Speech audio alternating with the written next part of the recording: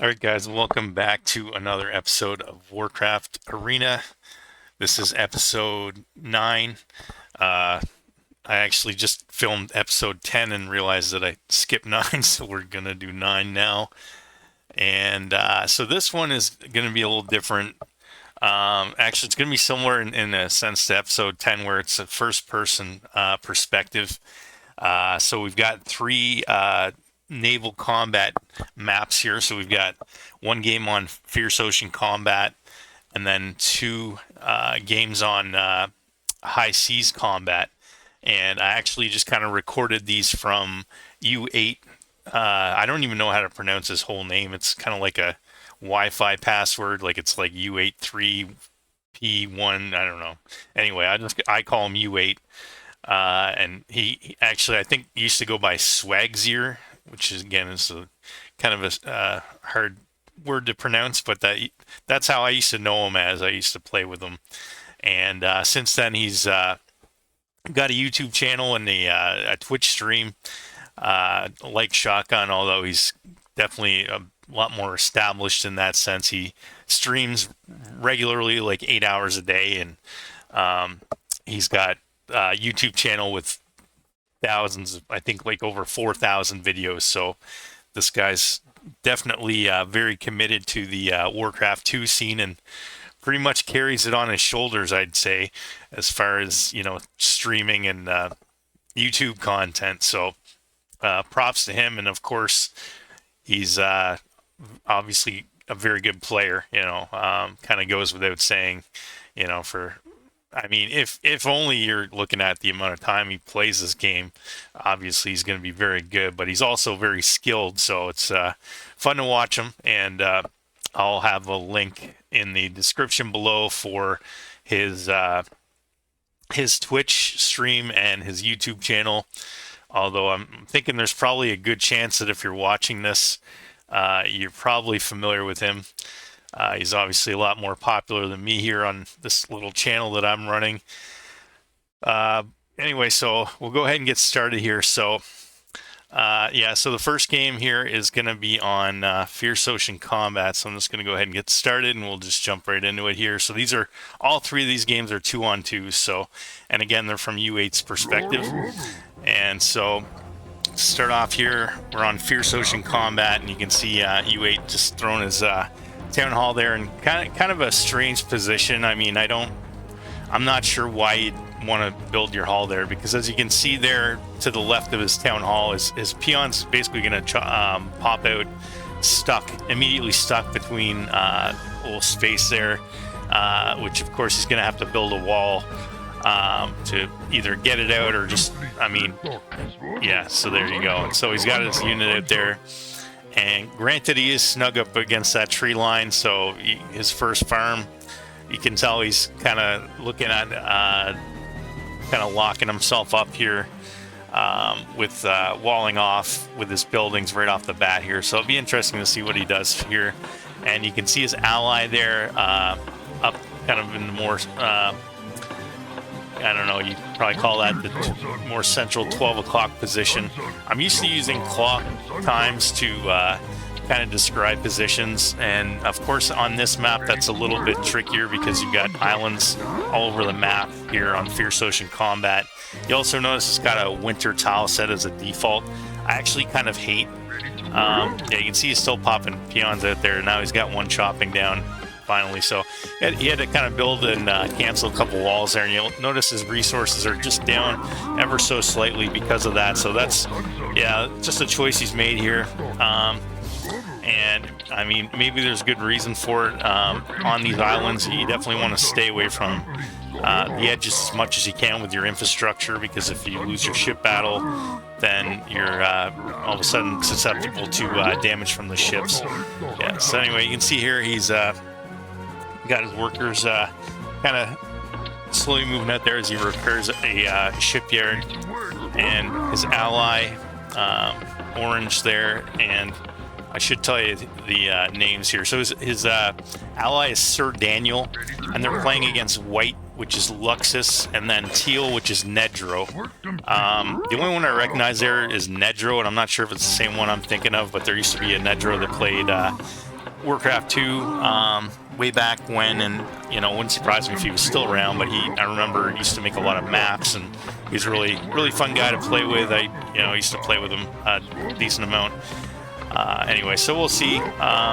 A lot of, because this is on Remastered, so a lot of the player names that I might be familiar with from back in the day, you know, they might have new aliases on the Battle.net where it's got to use your Battle.net ID. Anyway, so I don't know who the other two players are, Luxas and SirDaniel, but we'll find out here if they're any good. So I haven't really watched these games. I did kind of skip through them just to figure out who was actually playing in them so I could, you know, reference them. Anyway, so you can see here, U8's definitely going for a C build here with a shipyard and a foundry, and he kind of got supply block there, so he's repairing a farm. So a little bit of a mistake, but you can see now he's got a basically a kind of a setup here where he's fully blocked in, which will protect him if he ends up getting rushed. Which is another strategy players can use on this map, is just rush a quick transport and, you know, get some level 1 grunts, and, you know, just a lot of times it'll catch players off guard. Just essentially they're not expecting it, you know, because it is a bit of a commitment. And yeah, so UA here's got a pretty good position, and you can see he's got a battleship, or sorry, a juggernaut, heading up to help his ally who's under siege here by a couple battleships, and he's in some danger there. So as he makes his way up there, if he in fact does actually head up there, he's scouting around, and you can see that he's basically just popping around trying to find the other opponent here. And yeah, so the name of the game here really early in this instance is you know, winning these ship battles. So these juggernauts slash battleships are basically like floating catapults. They almost have the same mechanics. So 2 direct hits is going to kill one of them, and then they also have attack, ground, and splash damage. So yeah, it's very similar to controlling catapults, and you know, they almost, I think you could even say they've pretty much got the same speed as well, but they do have a bit more of a fluid control to them than catapults, especially human ballistas, which have a bug where they kind of misfire occasionally depending on how you control them. They're a little glitchy, but anyway, yeah, so here on Remastered, U8 is, as you notice, playing as Orc. Now, historically, humans, like, the kind of equalizer for humans was water maps. So in the old version of the game where Bloodlust was so dominant, it was a little bit less so on water maps. So a lot of people would usually play humans on water maps because Blizzard just becomes so much stronger. But anyway, you can see here his opponent's got a destroyer there, and yeah, he's outgunned here for sure. But you can see, oh no, things are not going very well here. So yeah, he was definitely outgunned there. I was gonna say, you saw that one destroyer out there. Usually you don't make destroyers early in C games because they are fairly expensive, and compared to a battleship or juggernaut, they don't tend to do too much damage. But anyway, so now U8's ally here is getting roughed up here along the shorelines of his island here. He's definitely a bit more susceptible to as you can see here, he's a bit more susceptible to the damage from these ships than U8 would be. U8, pretty much the only thing he's going to have to worry about losing here are his shipyards, his oil tankers, and his foundry. He's built a transport ship, so here he's probably going to try and do an early expand, if I had to guess. So he's going to go to one of the 4 empty islands and take another base. So this map consists of 8 islands. They all pretty much have more or less the same 1 gold mine with, actually I don't even remember how much gold's in the gold mines on this map. I think it might be 50,000 or maybe 70,000. I honestly don't remember. But in any event, you definitely want to get a expansion for a variety of reasons as soon as you can. And yeah, so you can see here he's going up again with 2 of his ships to engage with this big clump of ships. That was not great for him. He didn't really get any direct hits on that battleship, and he's lost both of his ships there. So yeah, he's these guys are not doing very good. And as you can see there, he moved his peons over to that island. Immediately at the same time, his opponent was thinking the exact same thing and has 3 peons over there. So now they're going to have a little tussle to see who ends up taking over this island. And U8 already has a bit of a lead here. I don't think his opponent really was paying attention to that. As he's just sit there idly. And U8 is still producing battleships. You don't want to lose a sea battle on this map, especially. There's certain sea maps like High Seas Combat, which we're also going to cast here in a bit, which, sea combat isn't quite as quite as important because you can kind of do island hops and different things. All right, so we've got 5 juggernauts there now, and we're going to see what happens. And so he's kind of doing quite well on his microing of units there, and that was pretty big. He took out 3 battleships without losing 1, and now he's kind of gotten himself stuck here on that expansion, I think, with Teal's towers kind of just having a little bit of extra range there, kind of keeping his peons trapped in that corner on his tower.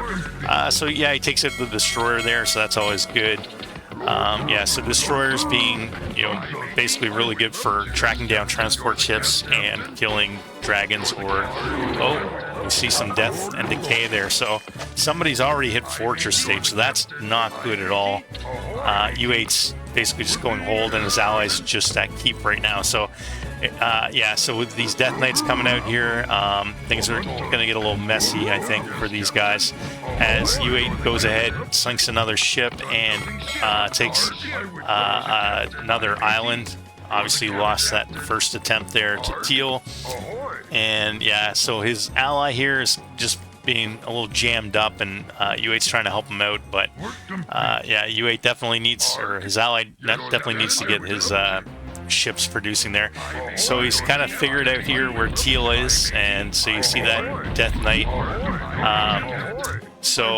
Death Knights and mages here are another way of kind of dealing with ships here, because of course you can blizzard or death and decay the ships, even though they're not on land. And with the range, and if you're careful, I mean, you pretty much can be untouchable while you're doing it. All right, so U8's repairing an ogre mound there. He's got a few towers going up there at his expansion. He's got 6 juggernauts out on the field right now, and he's basically got complete control of the sea. But as you can see there, he just got smashed by a hasted Death Knight, and he's not doing terrible, though. He's still got 40k gold, or 4k gold, and 2 mining bases. So he does take out that transport, so that's going to be very important for him here right now, is trying to take out those transports and really exercise dominance on the sea, so he can keep those Death Knights from transporting over to his base and smashing up his economy. Alright, so we can see here that there is a bit of a comeback here. He takes out both of those battleships, and here comes another one. So they're definitely not giving up on the sea battle, which of course they shouldn't. It's going to be an ongoing thing here in this game. A lot of times when you fall behind on sea on a map like this, you probably want to get maybe a dragon or 2, or a griffin, and they're pretty much untouchable by battleships or juggernauts. Oh man, he's got 2 mostly dead battleships there, and you can hit that transport, perfect, yeah. So anytime you can nail a transport like that, it's going to be big because, you know, who knows how many units were even in that. There could have been 2 Death Knights, which is 2,400. Plus you're taking out the actual transport ship, which I think they're about, what are they, 800 or 1,000 gold, something like that. I don't remember exactly, but all right, so yeah. Anyway, see, yeah, Teal's getting banged up here a bit. Now, keep in mind, he's still got that lower right base.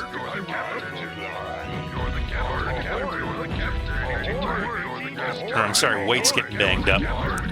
And, yeah, so it's quite likely that, yeah, White is either in that center island or maybe in the very top left.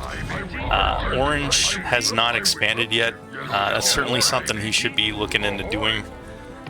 But yeah, he's kind of in the middle of things there. You know, White and Teal are kind of surrounding him positionally. He kind of got the short end of the stick here, so it's really up to U8 to kind of, you know,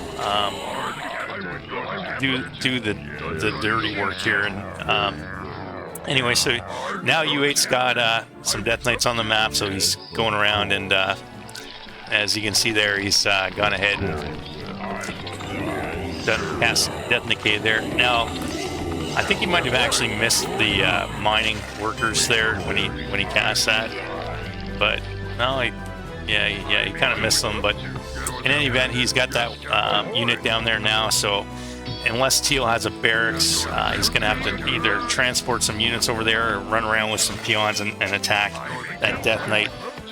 Peons actually don't do half bad against Death Knights or mages, because mages and Death Knights have such low armor. So, especially if he's not paying attention, of course. If he is, and you know, he can either cast Death Coil or Death and Decay to make quick work of them. But just, you know, mono and mono attacking, peons and peasants actually don't do half bad against these spellcasting units. Anyway, you can see U8 going in overdrive here now, doing a lot of multitasking. Almost takes out that transport. It just gets away with probably 20 hit points. So if Teal's lucky, he'll get that landed at least somewhere. And you can see that we got a Zeppelin out on the map there, which is getting harassed away by the Death Knight.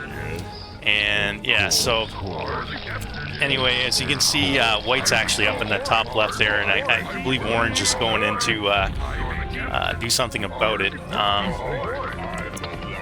Yeah, so definitely right now you're just seeing a lot of transports, a lot of battleships, and that's kind of the name of the game at this point.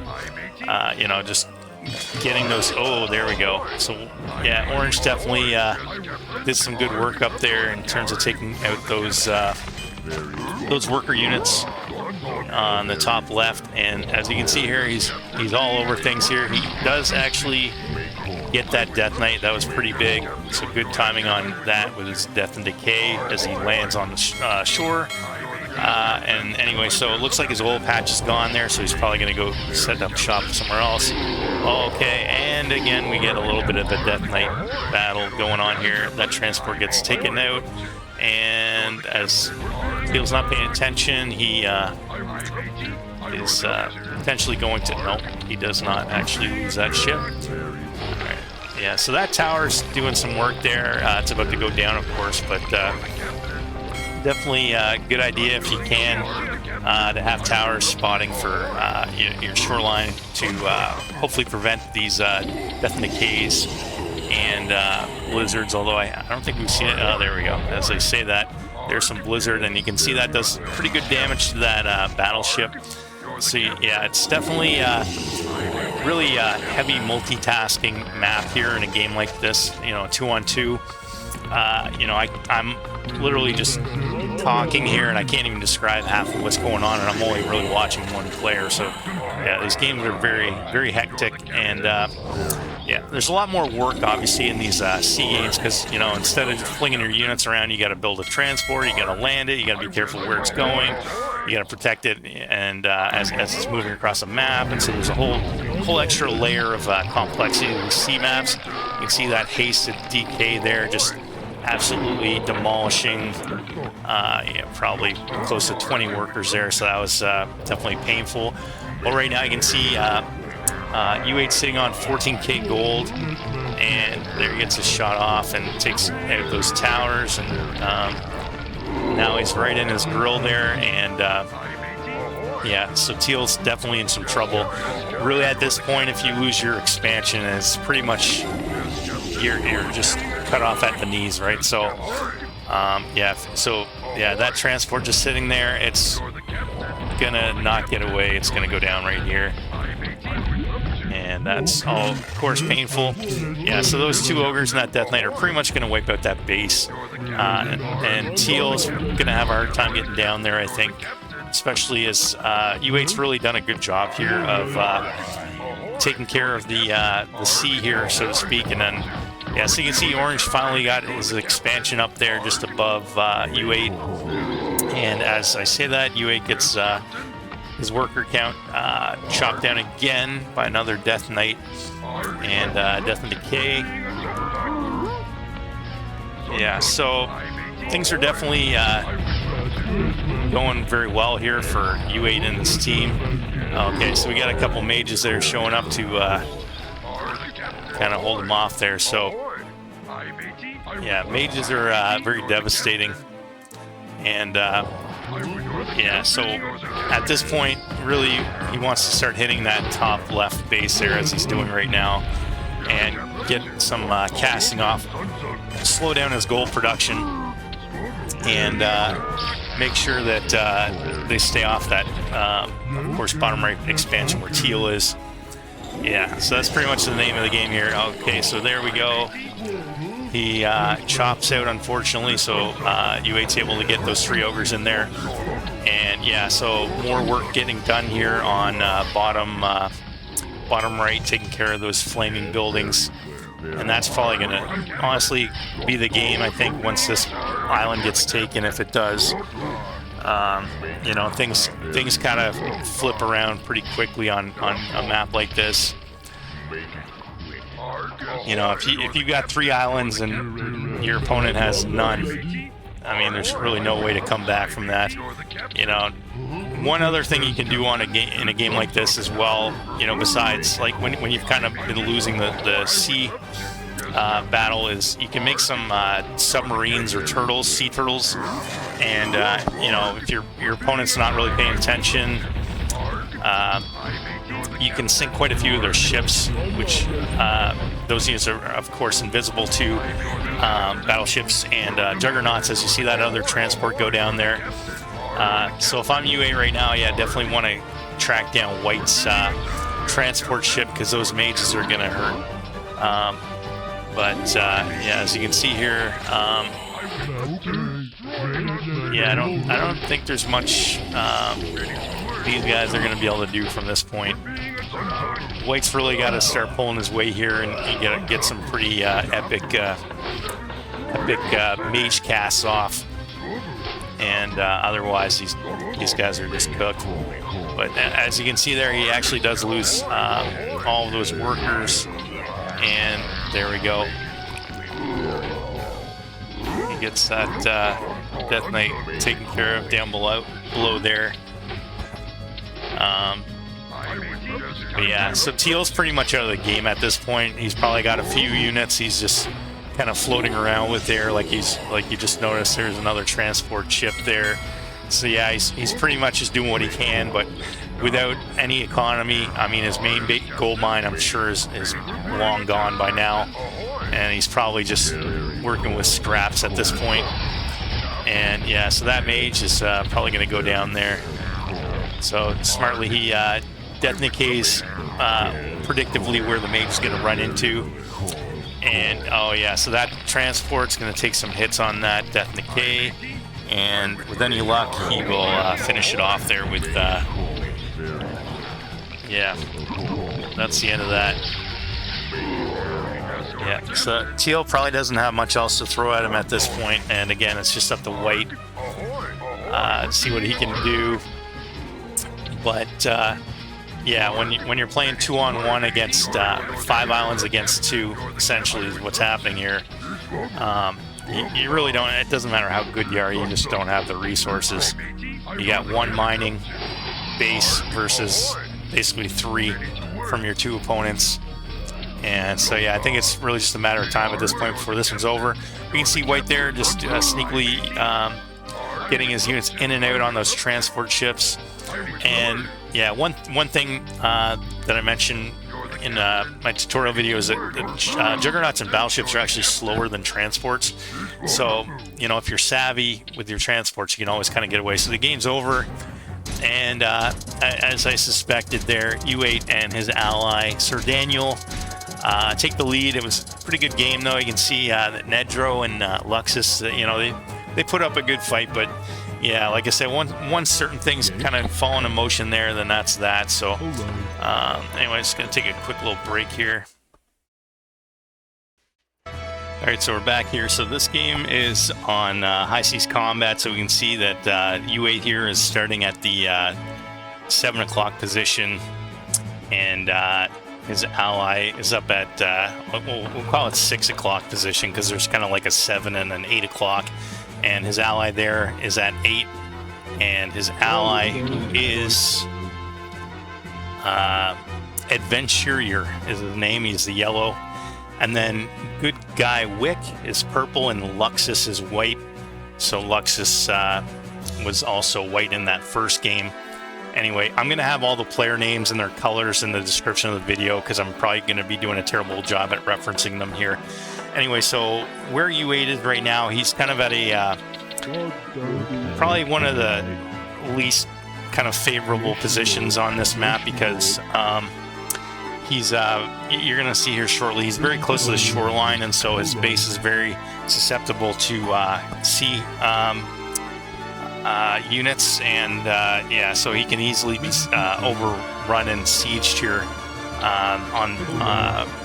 by being overwhelmed on the ocean.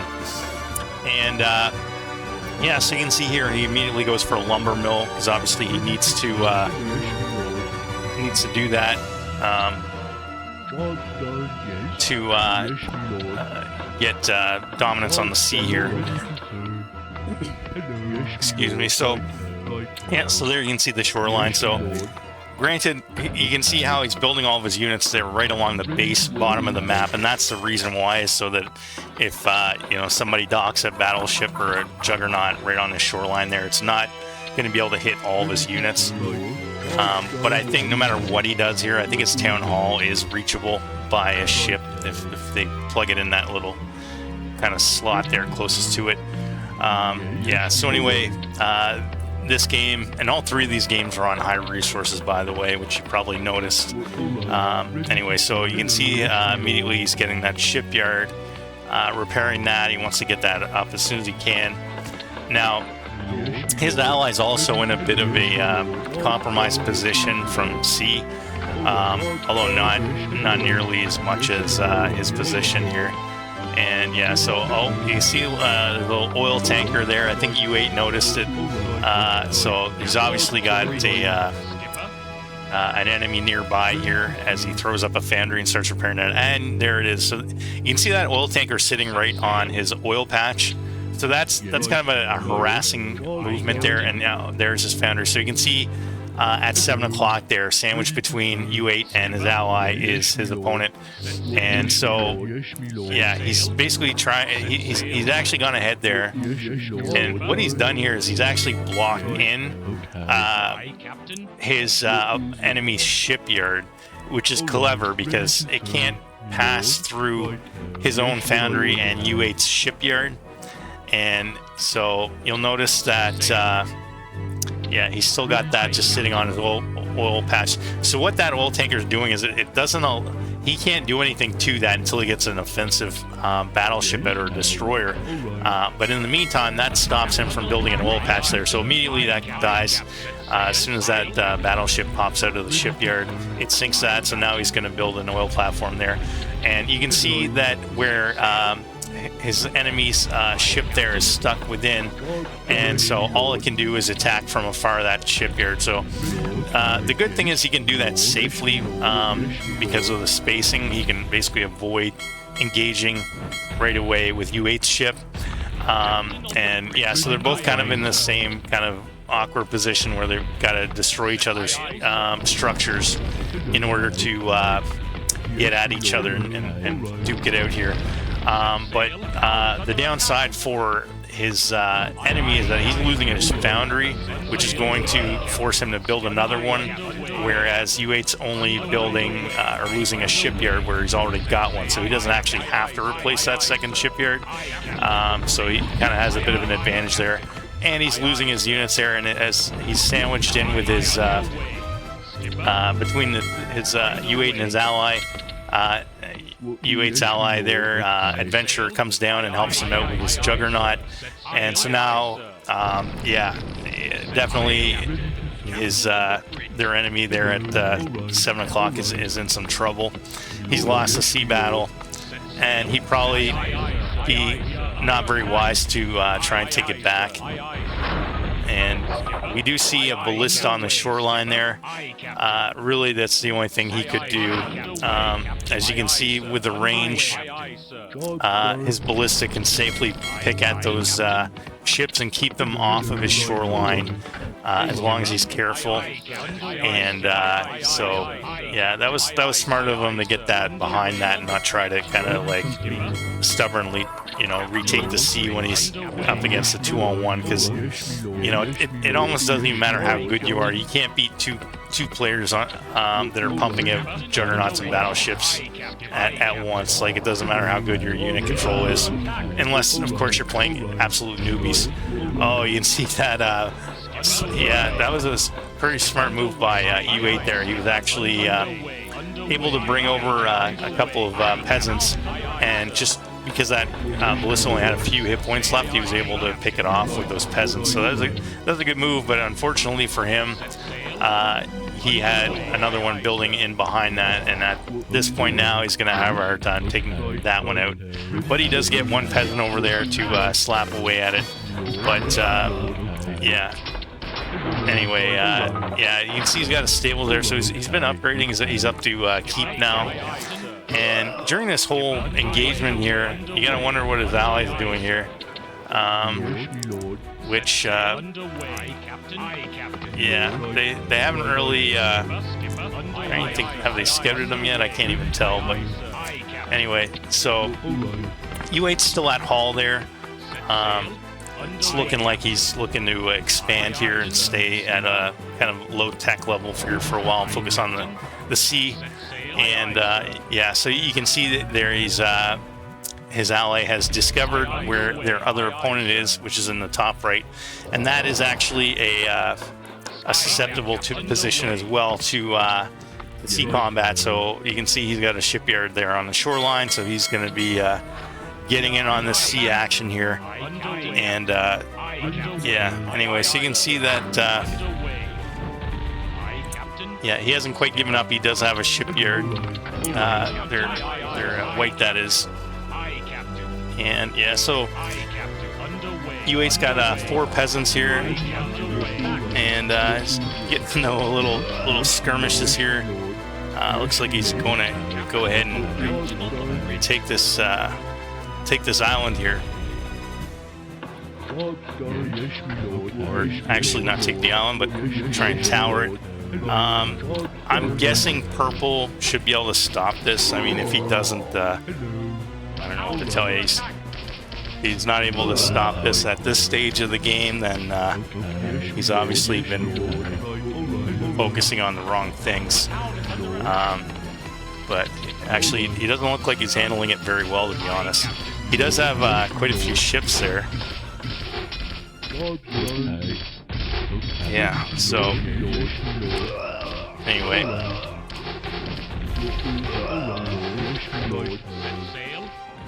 It's a big mess of combat going on up there.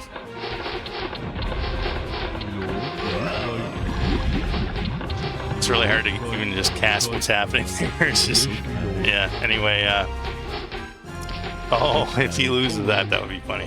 Oh, he just barely gets away with that transport. That transport had like literally 1 hit point left.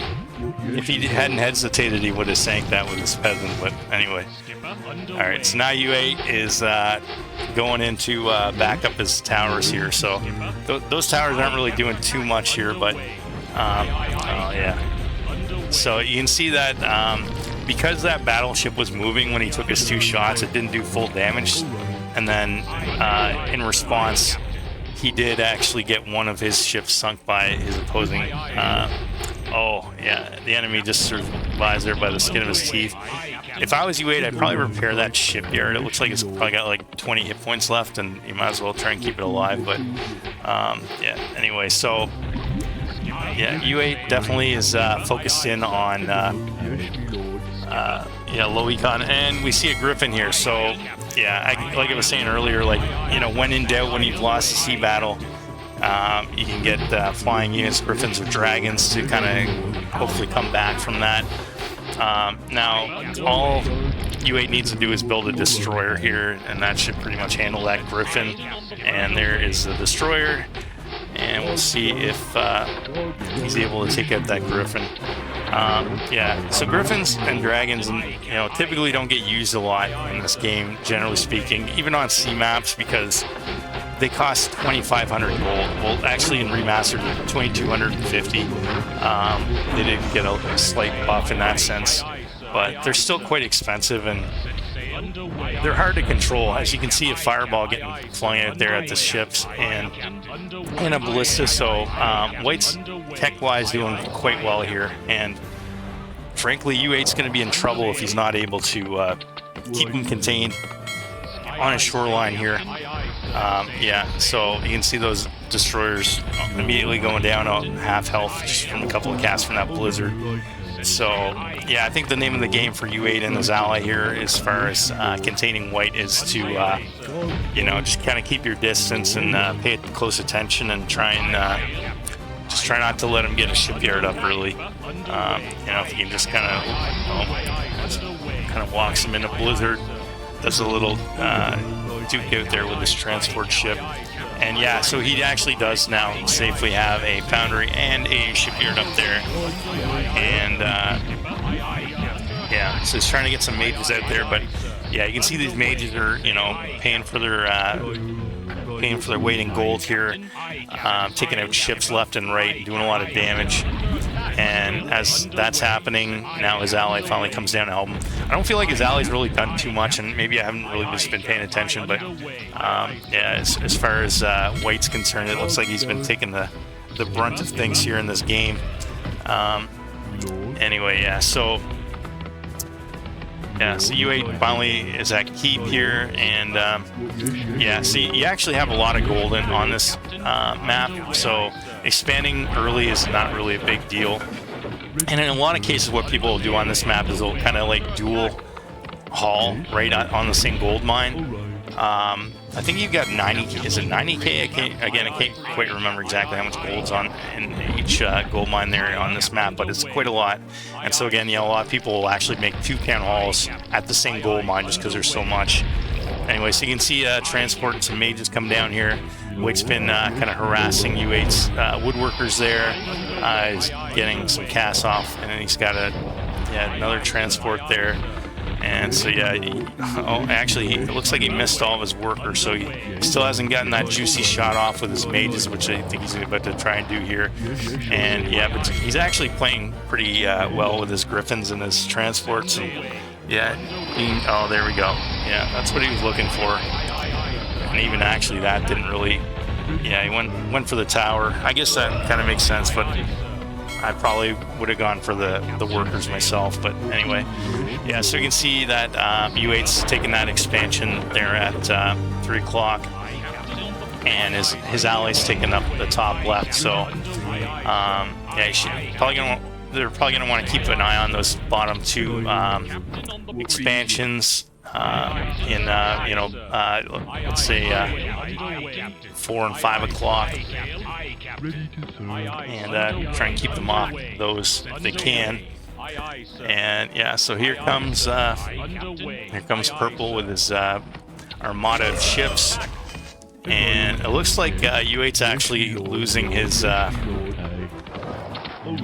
losing his sea battle here, which is not going to be good. But yeah, I think he's going to start building some shipyards up at his expansion, kind of out of sight, and maybe reestablish himself on the sea there. But yeah, things are not going great for U8 right now. As you can see, his second shipyard is about to go down there, and we got some Death Knights on their way down to go after his expansion. Yeah, so actually this game's looking a little dicey here. You know, I got this game from U8's YouTube channel, and I'm guessing like 99% of the games that he uploads on there are W's. So I'm assuming that he's won all of these games, but we'll find out. Maybe not. Yeah, it's just kind of funny. People, when they have YouTube channels, of course they don't want to share their losses, right? They only want to share their W's. So, but sometimes it sucks because you know, it's nice to not know what the outcome of the game is going to be while you're watching it. But then again, like I said, I could be wrong. Maybe this is a loss. I actually haven't really watched too many of his videos on his channel. I've watched his stream quite a bit, though. I do enjoy watching his stream. Like I say, he's a very good player. I mean, you can just see mechanically here, he's just all over the place. He's got really good mastery of the game. And yeah, so he's actually built up quite a worker village here over at his expansion. And then working with the transporter, getting some mages out there. And of course, he's got a castle now, and got Blizzard research, so he's going to get some mages out. That should hopefully clear up those ships around his base there. And yeah, so purple's down at the bottom right, and I'm guessing white's probably snuck out and taken 4 o'clock as well, but I don't think they've scouted that yet. Anyway, yeah, so we got 2 mage towers down there at 6. And yeah, so all right, there's a couple of oil tankers, which he's kind of trying to block them with his oil tankers, those transports. And there's a flying machine. Yeah, flying machines are usually a good idea on sea maps like this. You know, I usually don't make them on land maps just because I'm kind of stubborn. I just assume I know everything. But on sea maps, yeah, it's good to have them because, I mean, they provide an additional purpose on a sea map because they can scout out submarines, and there goes some blizzard damage there. Yeah, so you can see U8's pretty much given up on even trying to mine his main at this point. I doubt he's probably got much gold left in there anyway, but yeah, so purple here is picking off some oil tankers, and that transport goes down, not great. Yeah, so U8's having a hard time here, and there goes his tower, but he actually was able to take out almost both of those. Actually, both ended up surviving, but they're pretty much down to nothing, so one more good shot on those is going to finish them off. So you can see a couple transports trying to get away there. So yeah, spotting for your mages, of course, as well, is another benefit of having flying machines on water maps here. Now, oil actually is going to be a problem right now for U8. You know, if he wants to keep making transports. As you can see, he's blowing up these rocks here. That's the only way to get rid of those. And so he's actually going to be kind of backdooring purple up at his main here. And this could be pretty good for him. Now, he probably doesn't want to blow all the way through there because that's also, it's kind of like a double-edged sword, right? Like, oh, here we go. Let's see how he handles this. Yeah, he actually did quite well. With the blizzard and that tower, he's just barely going to have enough to stave that off. And he cast slow on that knight to keep his mage just barely alive. So that was a good use of the slow spell. A lot of times people, I'm guilty of this too. Like I very seldomly research slow because I just find blizzard 9 times out of 10 is just going to be as effective as slow. Anyway, so there he goes ahead and blizzards that transport, and I'm not sure if he got it or not. No, but he's attacking it. All right, so here comes, oh, let's see if he actually no, he doesn't. He's not able to finish it with blizzard, so he does actually bust through those rocks. So now U8's in a battle for his life here. Oh, he loses. He's able to salvage a few of them there, but he lost a lot of a lot of workers there. And yeah, he's kind of given up on his main base there. He's been pretty locked in on this. Obviously, there's a lot of things happening here. But yeah, he's going to try. No, he doesn't get it off. If you're lucky with the demolition squads, you can usually, you know, take out like 3 or 4 units at a time. Oh, he goes ahead and blows that up. That was probably smart because now, you know, he's just kind of further handicapping U8, so he no longer can make any Dwarven demolition squads. Anyway, so here U8 actually has a few Griffins to clear out that battleship. And yeah, so here comes another battalion of units. Cast slow there, which is good. Yeah, slow with knights around towers just turns them into sitting ducks, really. And yeah, so he's really just got to, as he's doing right now, just keep his mages out of range of those knights to keep them alive. But yeah, he definitely has quite the army of mages here. I'd like to see him just kind of bash Purple's base up there with Blizzard. But anyway, see what happens.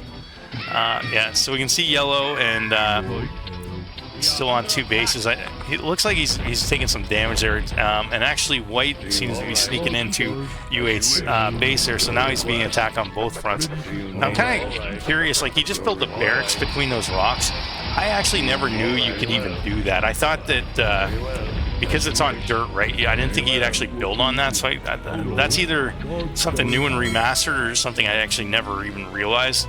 But maybe when you clear the rocks, it makes it into a buildable area by default. I literally just never knew that, you know, after all these years. So that's pretty interesting. Because typically you can't build on brown terrain, right? Like dirt. You know, it's like a road. But I guess if you, like I said, if you destroyed rocks, then that becomes a buildable area. So now that he's got that walled off and he's got range with his mages here, he can just kind of terrorize Purple at his main there. And yeah, so it's definitely been a very action-packed game here. And yeah, so U8's lucky that his main base is still intact here. You know, and White hasn't been kind of trashing him while he's been going through all this grief dealing with Purple. But yeah. So I still haven't even seen us. Oh yeah, it looks like Purple's actually taken. Yeah, it looks like White's just kind of screwed because Purple's taken both of the bases on the bottom. They're at 4 and 5 o'clock, unless I'm mistaken. But yeah, anyway, so I think it's pretty much down to Purple and yeah, whatever he can do here, but. As main base here, yeah, this isn't good for Purple. He's going to lose a lot of units there. A lot of times what you'll do in this instance is like, well, he's got a mage there to kind of follow that up and take care of all those workers.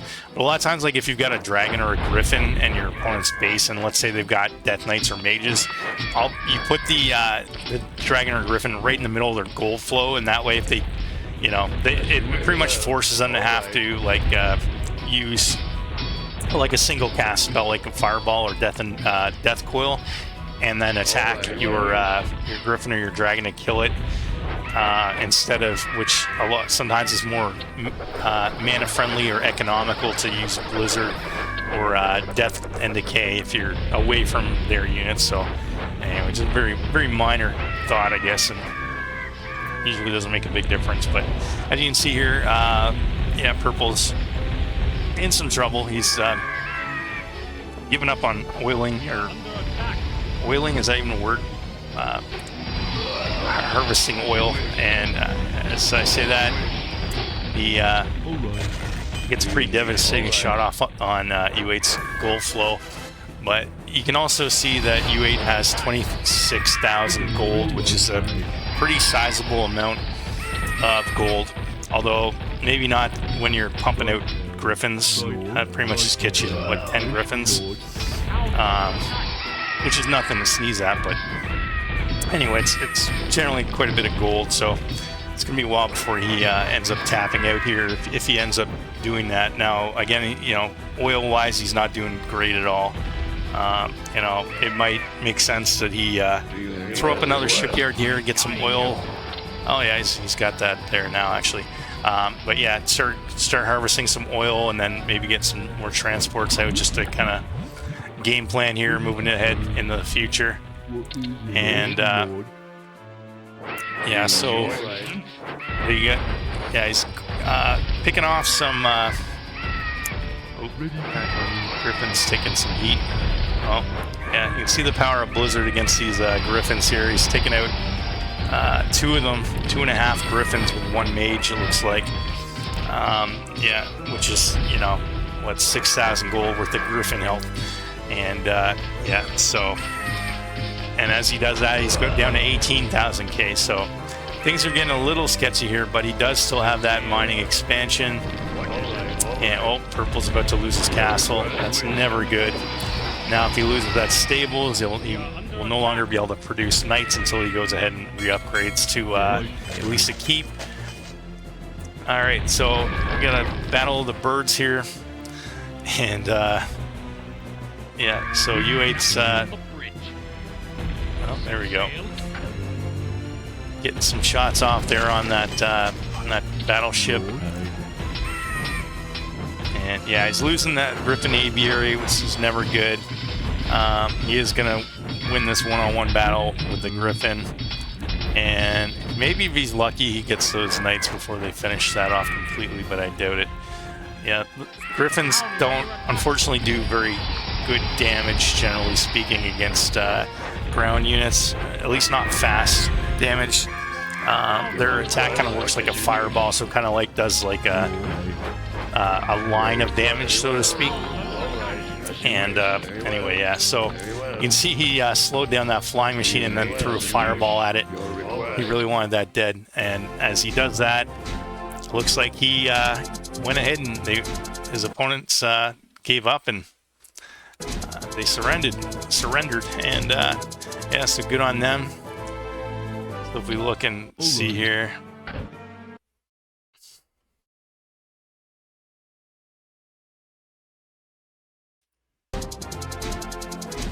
going to kind of go back and look at those stats again.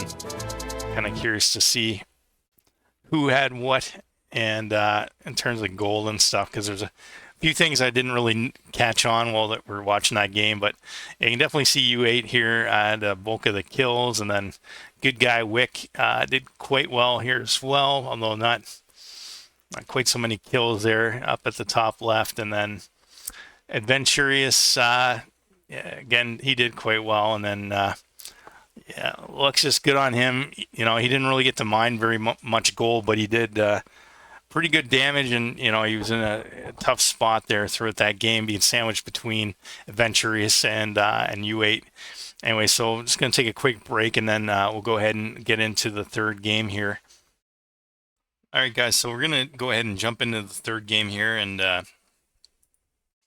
get this show moving along here. So as you can see here, again, this is high seas combat, so this is the same map we just witnessed in the second game. A bit of lag to start off here, and here we've got U8 up at oh, never mind, I guess we're restarting. Alright, so we're gonna restart the game here. I think somebody got dropped. That's kind of what happened. Sometimes you run into these connection issues, so you can see U8 quickly getting the game hosted there, and here comes the players. So we got Chenjesu. He's actually a nice guy. I've played with him a few times. And we've got Khanakat. I don't know if I've ever played with Khanakat or not. I don't remember, but I'm not sure who that is, to be honest with you. And yeah, probably I'm imagining he's somebody that I'm probably familiar with under another name. And then we got Jordan's. Again, I remember an old Jordan they used to play. I don't know if it's the same guy or not, but in any event, we're gonna go ahead and get this game launched as soon as they do in the video. I shouldn't say we. I have nothing to do with this. I'm just talking over a recorded video that, again, I got on U8's channel. And yeah, so in this game, let's see. So U8 and Jordans are actually going to be allies. And so Chenjesu and Khanakat are going to be the opponents, according to my notepad file here that I kind of scribbled that down before recording. Anyway, these guys are being chatty Cathy's here. You see Khanakat's gone with human. The other three are kind of stuck as random. Now you see the Team 1, Team 2, Team 4. So that's, you know, I don't think I've ever mentioned that in any of my videos, but in the remastered version, that's kind of how you specify your own teams. So you just kind of like agree to pick the same team from the drop down, and then that associates you within the game. And that's probably a good design, because in the original game, you had a melee or a top versus bottom. Like you had to actually pick which type of lobby you wanted to host right off the bat. And all right, okay. So again, we get some lag there, but and U8 again gets the top left, so that didn't change. And then his ally there, and I'll go over their colors here too. So his ally is Jordans, who's black, down there at 9 o'clock, and then or 8, whatever. And then Chenjesu is blue, and then Khanakat is yellow. And yeah, so we'll see how it goes here. One thing I've kind of realized when casting these games is that it's very hard to cast like 2-on-2s, even on land maps, but especially on sea maps. And I know I'm missing all kinds of details and actions going on here, even though I'm only casting it from U8's perspective, just because there's so much going on. It's pretty much impossible. It's like you're trying to tell, like, you know, 4 stories at the same time, essentially, right? And then especially when you get guys like U8 that, you know, have such a high level of multitasking, things are just happening everywhere, all over the place, and you know, I'm not quick enough to keep up with everything. Anyway, so you can see that U8. So the top left on this map is actually a pretty good position, because you really have no risk of you know, ships really bothering you, so to speak, like from the shoreline.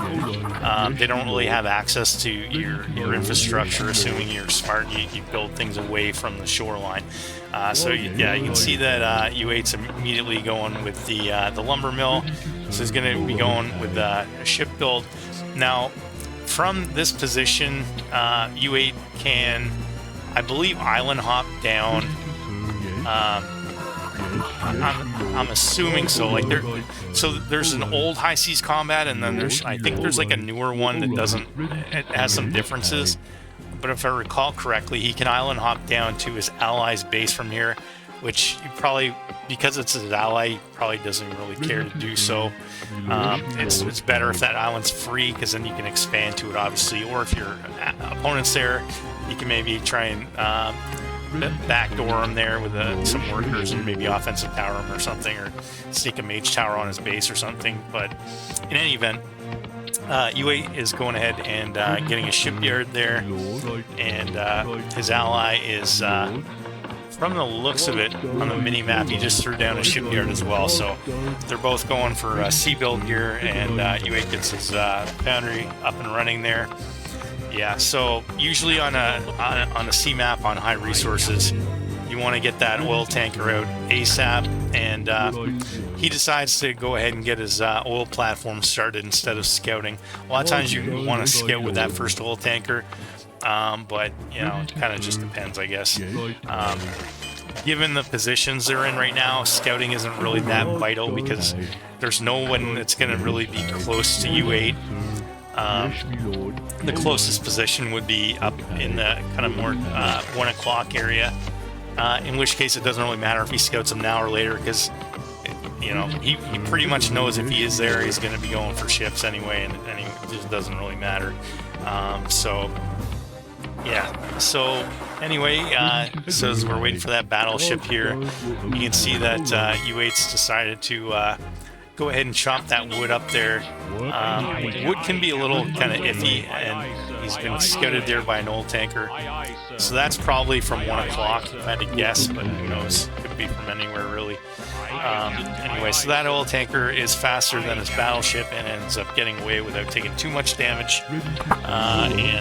So U8 probably is going to be expecting some juggernauts or battleships knocking on his door here pretty soon. On this map, as he throws up a second shipyard there. So on this map, you know, in a 2-on-2, ideally, you know, you and your ally, as soon as you find one opponent, you're immediately, if you're both going ships, you want to just go and double them like right away, because you know, if you can get some 2-on-1s or 4-on-2s going right at the beginning of the game, you can pretty much just shut them down. And you know, it's very likely that his ally hasn't followed suit by sending up reinforcements to help him at the same time, if you know what I mean. So anyway, so there's the old platform. So yeah, I was right, he is at the 1 o'clock spot there, and he's got one juggernaut, and he misses and gets shot down immediately, 2 direct hits. So that was not good for him. And so now U8 can just safely smack away at those oil platforms. Now, early in the game, it's kind of, you don't necessarily want to be right next to, especially when you've just gotten a minor advantage like this early in the game. And there goes another juggernaut. Oh, he misses again. Yeah, so this, yeah, that was, yeah, I'd say, but 1 o'clock is either he's, yeah, I mean, he's not controlling his ships very smartly, because, you know, you don't generally, especially, well, first of all, if you only have one, you don't even want to engage that, because it's almost impossible to win that, even if you have better micro. But on top of that, his micro was just bad. Like, he was shooting at a moving ship, and as soon as you stop to shoot, your ship becomes stationary and becomes immediately susceptible to the opposing player's attacks, right? So once you attack, it's kind of like, oh, there we go. It's going down to help his ally, who's been kind of overrun here by the other player, who we still don't know where he is yet. But yeah, U8 just basically cleaned that up. He took out 3 of them without losing one single ship. So U8's schooling these guys on the sea. And I feel like these guys maybe aren't as experienced with their ship control. But yeah, like once you stop to attack, like I was saying, your ship stops, and then, so if you've got 2 battleships basically, right, and you've just witnessed this, and you're moving them, and they attack, they're going to whiff on you because you're still moving. And as soon as that happens, you just attack their ship, because it has to stop periodically, or momentarily, I should say, when it attacks, and then you just immediately sink it with the 2 shots. So anyway, so U8 here is going ahead and taking the bottom right corner of the map, and that's a very good base to take, because again, that's not susceptible to the shoreline at all, and it's easily defensible, as you're seeing him do here with some towers. So I can already tell this game's pretty much over. I mean, anything can happen, but UA's got control of the sea. He's got an expansion. He's got a ton of workers. I mean, I don't see how this is going to go well for the other guys. But they did do a little bit of damage as we discover that yellow there is at 8 o'clock and is getting smacked around by those battleships.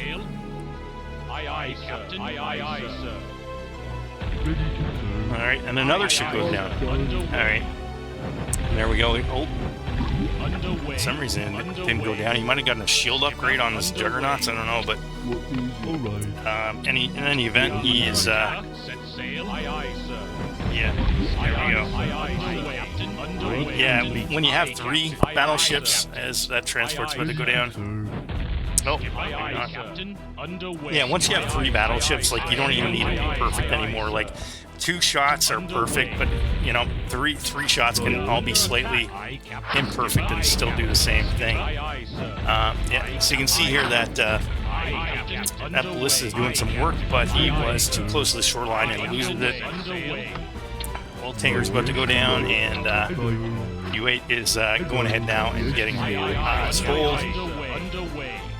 Yeah, so Yellow's basically just barely holding on there with some ballistas.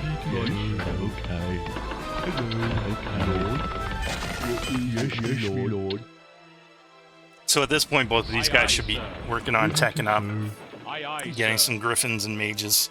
They've pretty much been dominated on the sea here. And U8 just, without a care, has a transport just sitting pretty there. And yeah, so he can kind of terrorize them here a little bit from the shoreline. And that's going to force 1 o'clock to get some ballistas or mages or something. So you can see that U8's made himself an alchemist here, so he's going to go ahead and get some dwarven demolition squads to blow through some rocks, probably just above 4 o'clock there. Yeah, so he shouldn't have his 2 for 1 right there. Yeah, usually you don't want to bring your ballistas or your catapults along the shoreline there, because I mean they're just basically sitting ducks. But of course he's trying to protect the shipyard. He did manage to sneak out a transport ship here, I believe. Alright, so we can see that that base has been taken, so U8's probably going to blow through and take that out here shortly. He throws up a mage tower, I believe. Yeah, so here comes the tech from U8. Taking out another shipyard. Oil tanker and just yeah, I mean this is all U8 this game. I mean he's just been kicking ass every time he moves the screen around, he's killing something. And I mean, yeah, so what are these guys doing here? So we got 2 mage towers going up down there at 4 o'clock for U8. And yeah, 1 o'clock's just getting slapped around by some battleships on the shoreline. Another mage tower at home. And he's throwing out some peasants into his transport ship there. He's going to be going up, and I guess there's nowhere to blow up there, right? Actually, you can't even island hop there either. And there's a blue transport. He's going to want to hunt that down. Sends a ship over to do so. And yeah, okay, so here we go. U8 now taking advantage of his sea dominance, taking another base. Yeah, so if I was even U8, I'm so far ahead right now, I'd probably even be getting all my shield up, or my foundry upgrades, just because, why not, you know what I mean? I usually don't get foundry upgrades on ships, like, sometimes I do, but, like, in a game like this, I probably would, but a lot of times, like, I don't know, it depends on the flow of the game, but I find in a lot of sea games, you know, like, the naval combat tends to be early, and then either one person wins and then the other one just kind of backs off until they can get some more advanced units there. Oh, Black's getting beat up there by Yellow. That's not good. And yeah, so things just taking a little bit of a turn here, right? Because even though U8's been very dominant, his ally unfortunately has gotten run over. And I don't think he's even going to survive that, I don't know, but it doesn't look good. So hopefully U8 can get over there and save him. This is where, you know, a couple of griffins would have come in handy instead of that 3rd mage tower, but, you know, it is what it is. So unfortunately, oh, there we go. There's the mages, so he should be able to at least clean up all these knights, even if his allies cooked. Although he might have some units there to kind of rebuild. But anyway, U8 getting some free raisings off of his allies' back. Alright, so now U8's getting some more transports out there, and ooh, he's getting attacked. Yeah, so this actually is going to be painful, because okay, yeah, U8 actually did good job there, just walling off right in the nick of time. But as you can see, he's actually farm blocked as well, so he can't even really produce any units beyond what he already has right now to defend himself. So yeah, he's lucky here, I guess you could say. That's gonna hurt. Got them all there. Alright, so his mine's actually blown out his main there now, so he probably, I mean, obviously he doesn't want to lose all those worker units, but worst case scenario, if he did, I mean, he's still got 2 other bases, and he's got sea control, and yeah, he's got his enemies on their heels here. Now, nobody's scouted 6 o'clock yet, or 7 o'clock. No, we got blue out there with some dragons. Probably long overdue. He should be trying to focus on clearing out some of those battleships on the sea there. Yeah, so blue is putting a little bit of pain on. Ooh, that's not good. Yeah, all those. I mean, he just lost what, 6 ogres there. That's like almost 5,000 gold worth of units to one Castle Blizzard because he wasn't paying attention. Things like that lose you the game, right? You know, and all he's trying to do is kill a barracks. It's pretty much meaningless, right? Yeah, it's not the greatest move there, but then again, you know, it's a pretty hectic game, and he's probably micromanaging some units somewhere else on the map and not paying attention, obviously. But yeah, as you can see, U8's kind of all over the place here, and he's attacked.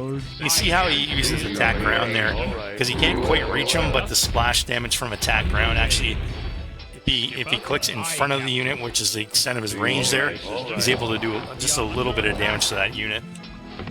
And actually, it's kind of significant damage because it's a Death Knight. They have pretty weak armor. In fact, they actually don't have any armor. All right, so now U8 has a couple of aviaries there. He's going to start pumping out some Griffins, and yeah, U8's pretty loaded. He's got 56,000 gold right now. Yeah, so I mean, he's pretty much got like an entire gold mine's worth of gold in his bank right now, as he unloads 6 mage towers there, and he's probably going to be able to literally just completely destroy this town hall just for Blizzard. Yeah, see, I mean, oh, and actually, yeah, so that was not good for yellow.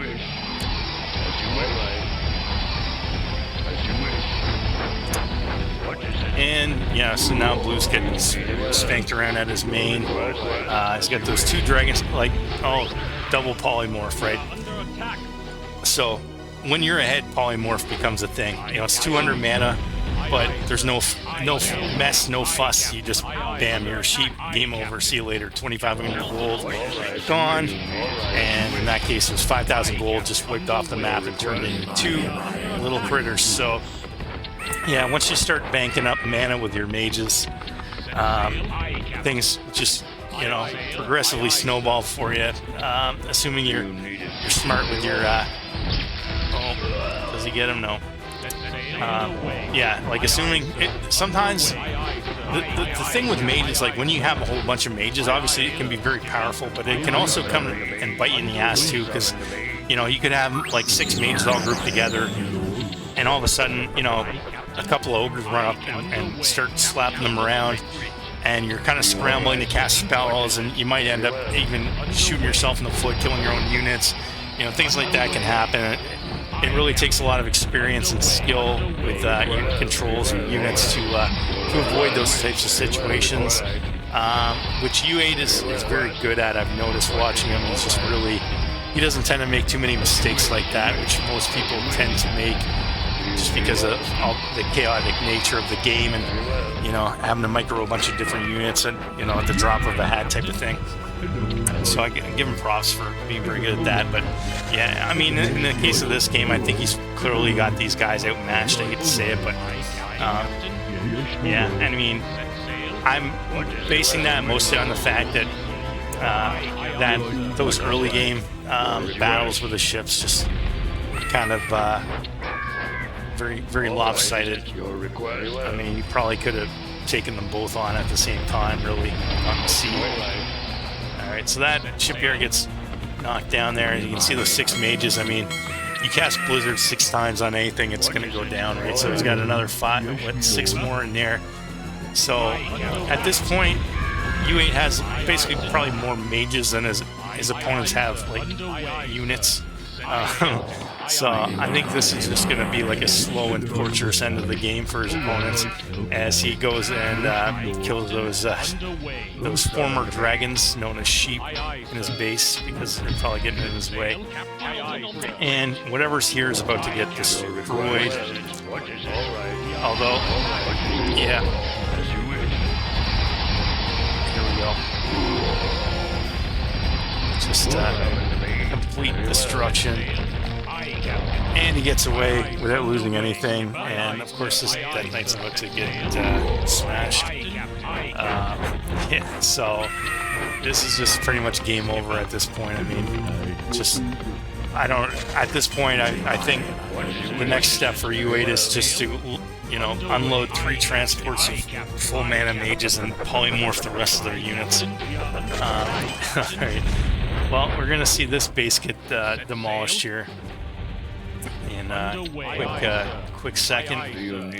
Well, actually, there one mage there. He's able. Oh, yeah. Actually, that was pretty good. He did get that one cast off there, which ended up in another one. So he's actually able to pick off 3 of those mages, which was okay. But, you know, again, it's... how much gold does U8 have now? 76,000 gold, right? So he's pretty much mined out half the map here now. And anyway, so we can see there's a blue dragon there trying to take out those ships. By the way, Blue Dragon was actually kind of a fun Japanese role-playing game for the Xbox 360 that probably no one's ever played. But I just thought I'd mention that because I was recently, never mind, I was kind of going on a tangent there. I was trying to find Lost Odyssey, which is another game that made by the same developers for 360 that I played when I was younger. And I actually found a working mod for it, so I was kind of happy to find that. But anyway.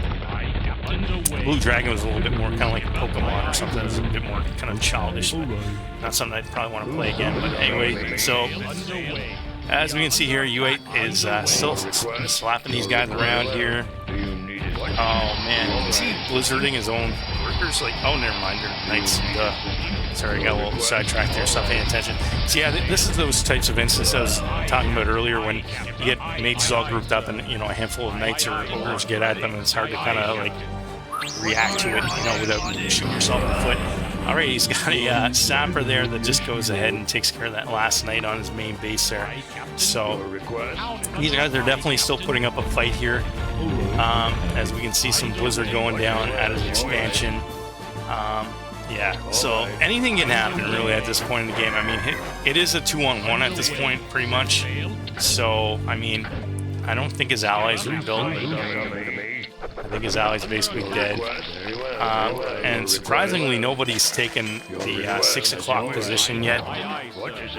Yellow, I mean, the fact that he hasn't taken that, I mean, he might, I don't know if he's dead. You can see Polymorph popping off there again. And yeah, so here, Blue's just getting kind of blown to smithereens. Yeah, so I can see a surrender happening here sooner or later, but again, who knows, right? So where are we at now? 86,000 gold now, so U8 just still stockpiling it. And at this point in the game, as you can see there, he's got a lot of idle workers just popping around it, you know, hanging around everywhere. So he's going to start microing them, getting them to work in other locations, because obviously if you got, you know, 20 workers just standing around, you know, it's not good. At this, I mean, it really doesn't matter too much right now for him, but, you know, as the game progresses and maybe he loses some more units elsewhere, he's going to wish those units had been hard at work somewhere else. And you can see a little double fireball going off there. Fireball's kind of a fun spell to use there. Jeez, he does not want to lose that transport. Oh, yeah, there goes one mage.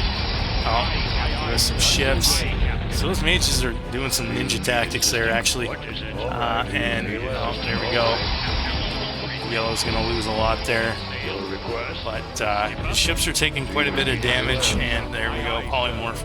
Yeah, so again, Polymorph is really a good spell at this stage in the game because, you know, it doesn't take any micro or thought, right? It just takes mana. You know, you just hit P on your keyboard and click on a unit and it disappears. You don't have to worry about aiming or anything. Yeah, well, I guess you have to aim at to be able to click on the unit. But anyway, so U8's expansion there has blown up. So at this point, he's mined out 3 bases. He's probably gonna maybe go ahead and take another base. You know, somebody's finally taking that base down at 6:30. More polymorph. Yeah, just basically trashing that building, and yeah, just a wrecking crew of mages here going around, just almost embarrassing his opponents at this point. And of course, U8's all over the place here. Alright, so he definitely wants to get that transport. I don't think he's going to get it, but let's see.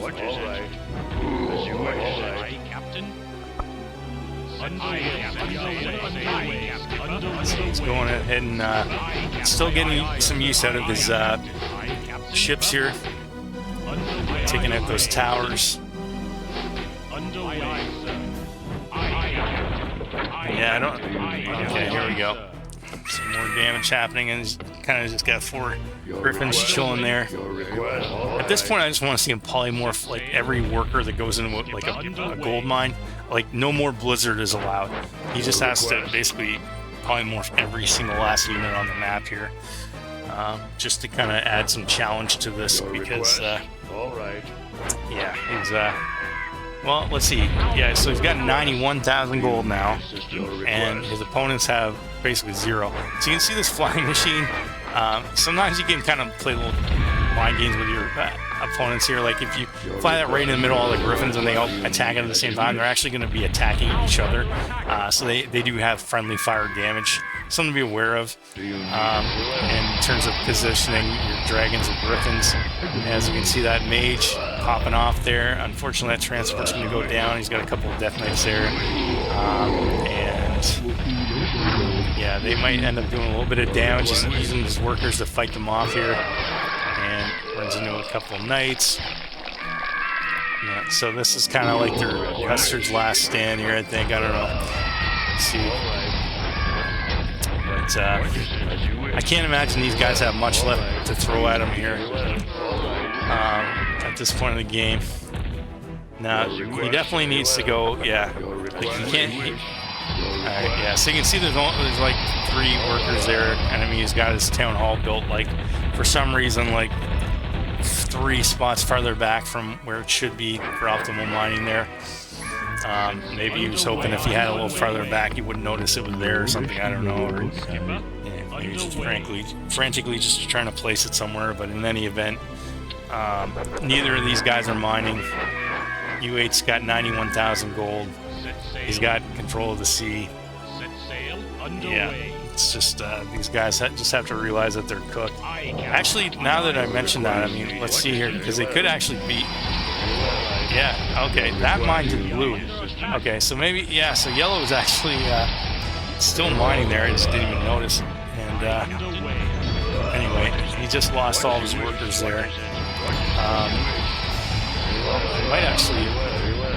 U8's doing a good job making one of these mages here. But yeah, alright. For some reason, I kind of forgot about his allies' gold mine there. And yeah, I think he did as well, which is why this game isn't quite over yet. Alright, so there's another transport. That's definitely going down. Yeah. And, you know, Blue's got to be on his last leg at this point. This base at 6, I mean, there's really nothing there to defend it. I think he's going to come down and just blow it to smithereens with Blizzard here. And yes, you gotta be realizing that this game's over. I think they're just realizing that it's over now. But yeah, anyways, it was a fun game to watch. Yeah, very these 2-on-2s can be very dynamic. Even if you don't have everyone of all equal skill levels, you can kind of. That's what I like about team games in Warcraft 2. Like, U8's I think clearly better than these other guys. But his ally died and it kind of turned into a 2-on-1, so it kind of made it a little bit more interesting, right? As I say that, I mean they're still going at it here. For all I know, U8 might end up losing here, but again, doubt it. He's got an entire gold mine bank worth of gold here, so 89,000. Yeah, so Yellow's still putting up a fight here, taking out that battleship, which just slowly inches away, but it eventually goes down. And yeah, so Gold Tanker's going down, so Yellow's still trying to fight here, and finally, that's the end, guys. I'm kind of curious to see how many kills U8 has in this game. I'm gonna guess 200. Let's see, 161, not bad. And does that make sense that his ally had 0 kills? That's kind of crazy, isn't it? Yeah, his ally actually had 0 kills in that game. That's kind of amazing.